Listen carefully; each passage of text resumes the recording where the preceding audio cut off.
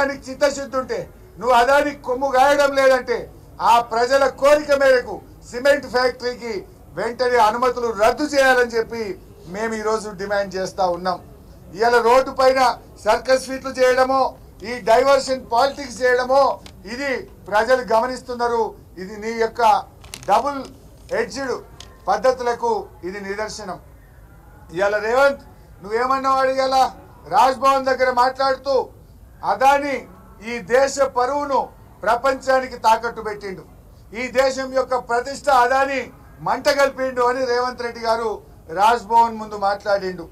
ఒకవేళ నీ మాటలు నిజమైతే రేవంత్ రెడ్డి నువ్వు రాజ్ భవన్ ముందు మాట్లాడింది నిజమైతే నీ మాటల్లో నిజాయితీ ఉంటే ఒకవేళ అదాని ప్రపంచానికి భారతదేశ పరువును తాకట్టు పెట్టిన నువ్వు అన్నది నిజమైతే మరి ఆ అదానికి రెడ్ కార్పెట్ వేసి నువ్వు తెలంగాణ పరువు కూడా మంట కలిపినావు కదా.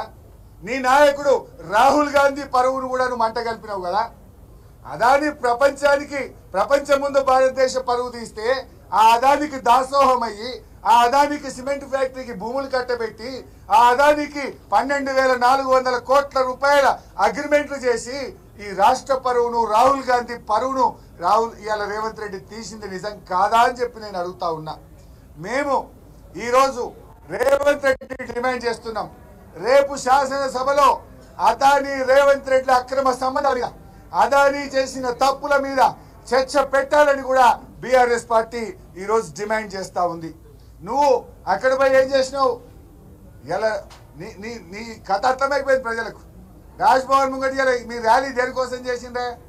అదానికి వ్యతిరేకంగా చేసిండు. నువ్వు ఆడ అదాని గురించి మాట్లాడినావా? నువ్వు మాట్లాడిన స్పీచ్లో కేసీఆర్ గురించో కేటీఆర్ గారి గురించో మా పార్టీ గురించి మాట్లాడినావు తప్ప నువ్వు అదాని గురించి మాట్లాడే ధైర్యమే నీకు లేదు. ఎందుకంటే నువ్వు అంతర్గతంగా ఒప్పందం ఉన్నది. ఆ 100 కోట్ల చెక్కు నీ పార్టీ నిన్ను తిడితే వాపస్ ఇచ్చినావు. మరి చెక్ ఇచ్చినావు కానీ లోపలికి వెళ్ళి తీసుకునే ఎట్లా? 12,000 కోట్ల అగ్రిమెంట్ల సంగతి ఏంది? మరి సిమెంట్ ఫ్యాక్టరీ సంగతి ఏంది? ఇవన్నీ మాట్లాడదాం అసెంబ్లీలో. దీని మీద వెంటనే చర్చ పెట్టాలని బీఆర్ఎస్ పార్టీ డిమాండ్ చేస్తుంది.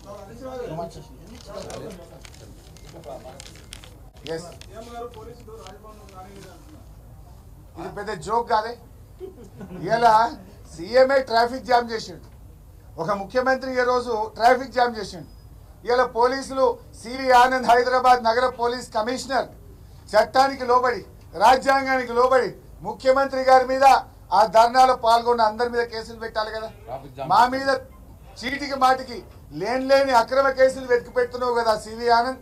నీకు ధైర్యం ఉంటే చట్టం అందరికీ సమానమైతే చట్టం కాంగ్రెస్ పార్టీకి చుట్టం కాకపోతే ఇవాళ ముఖ్యమంత్రి మీద ధర్నాలో పాల్గొన్న అందరి మీద కూడా ఇవాళ కేసులు బుక్ చేయాలి. Thank you. రోడ్ల మీద చేస్తున్న